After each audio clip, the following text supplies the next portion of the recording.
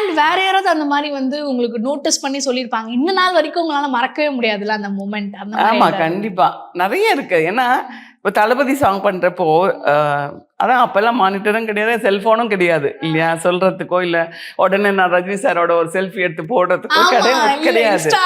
ஒண்ணுமே இல்லை, ஒண்ணுமே நோ. அதாவது மியூட்ல தான் இருந்தோம். There is no platform, social media or whatever it is. So நாங்கள் ரஜினி சார் கூட ஒர்க் பண்ணுறப்ப தளபதி சாங் எல்லாம் பண்ணி அது ரிலீஸ் ஆகி அதெல்லாம் எடுத்துக்கிட்டு நிறைய டைம் ஆகும். ரிலீஸ் ஆகி அது ஒரு தேட்டரில் ஒரு வாட்டி தான் பார்ப்பாங்க இல்லையா. ஏன்னா நமக்கு நிறைய நெட்ஸ் இது மாதிரி இல்லையா, பிளாட்ஃபார்ம்ஸ், ஓடிடி அந்த மாதிரி கிடையாது இல்லையா, படம் ரிப்பீட்டடாக பார்க்கறதுக்கு, தியேட்டரில் பார்க்கறதோடு சரி. அப்படி பார்த்த படத்துலேயும் அப்படியே அந்த சாங்கில் பின்னாடி இருக்க ஒரு டான்ஸரை நோட்டீஸ் பண்ணுவாங்கன்னு நான் நினச்சி பார்க்க மாட்டேன்.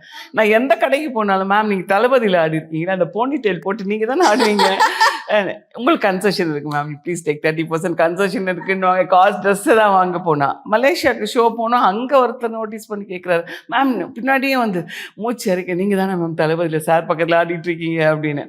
ஸோ நம்ம ஹைட்டுன்னு சொல்லலாம், இல்லை தான் யூனிக்காக ஒரு ஸ்டைல் இருக்கும் பாடியில், அதை நோட்டீஸ் பண்ணுறவங்க இருக்காங்க.